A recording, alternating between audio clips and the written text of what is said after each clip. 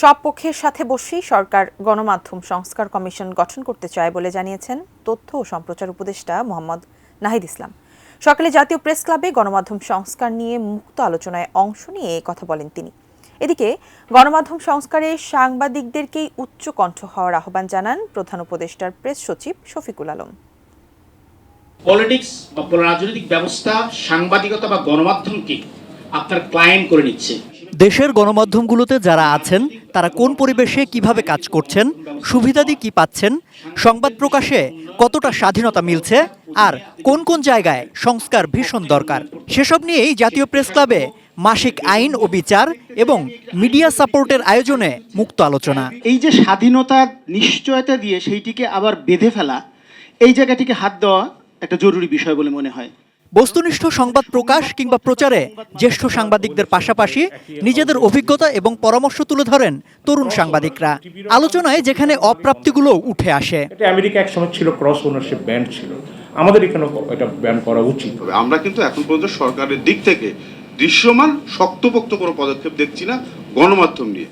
বিগত সরকারের আমলে জান, জবান ও গুমের আলোচনায় যারা সাংবাদিকতা করেছেন তাদেরকেই হুমকিতে পড়তে হয়েছে বলে জানান পিআইবির মহাপরিচালক।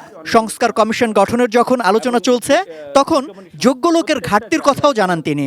গত আমলে একটা বিজ্ঞাপনী সংস্থা একচেটিয়া ব্যবসা করেছে, ফলে সে একটা মিডিয়া গোষ্ঠীকে সার্ভ করেছে, ব্যবসা দিয়েছে। এই সময় যাতে একচেটিয়া ওই বিজ্ঞাপনী সংস্থা কোনো আরেকটা বিজ্ঞাপনী সংস্থার একচেটিয়া তৈরি না হয়, সাংবাদিকতাকে মুক্ত করা না গেলে মুক্ত গণমাধ্যম হবে না।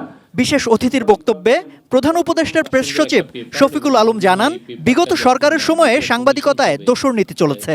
সেখান থেকে বের হতে সাংবাদিকদের উন্নয়নে স্বাধীন গণমাধ্যমের বিষয়ে অন্তর্বর্তীকালীন সরকার ভীষণ আন্তরিক বলেও জানান তিনি।